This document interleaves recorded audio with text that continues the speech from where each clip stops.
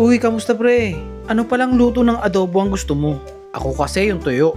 Ang sarap kasi ng sauce pag nag-caramelize. Tapos isasabaw mo pa sa kanin yung mantika niya. Kaso yung mga bata, ang gusto masabaw. Kaya 2-in-1 ang gagawin natin ngayon para lahat masaya. Tara, luto na tayo. Naglagay lang pala ako dyan ng 5 cloves ng garlic, 2 kutsarang oyster, 3/4 cup na toyo, kalahating kutsarang paminta, at 1 kutsarang brown sugar. Hindi pala ako naglalagay ng suka pag nagmamarinade. Trip ko lang. Tapos ibabad nyo lang ng 4 na oras or overnight para manood yung sauce sa laman. Dito, binrown ko lang yung manok. Color is flavor, ika nga nila.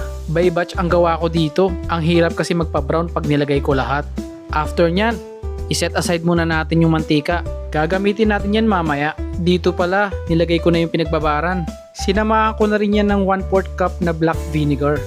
Kahit anong suka pwede ah. Ito lang kasi yung meron ako ngayon. Nga pala, huwag niyong kalimutang kutkutin yung mga fond na nabuo dyan. Pampaboost yun ng flavor. Naglagay din pala ako dyan ng 1 cup na tubig at 2 dahon ng laurel, pang aroma. I-simmer lang natin to for 15 minutes. Huwag nyo na sobrahan kasi papatuyuin pa natin mamaya yan. Sa punto na to, pwede nyo na siyang timplahan. Depende sa panlasa nyo. Pero para sa akin, sakto na to. Pag okay na yung timplada, iset aside nyo lang muna yung sabaw. Pero magtira kayo ng konti kasi yun yung papatuyuin natin. Isama na din pala natin dito yung tinabi nating mantika kanina. Tapos i-adjust nyo yung kalan sa high heat para madaling mag-evaporate. Pag nakita nyo medyo parang mantika na lang ang natitira, ilagay nyo na yung siling pang sigang. Magtiwala lang kayo guys. Natikman ko to noon sa isang Bicolano. And then ever since, lagi nang may ganito yung adobo ko.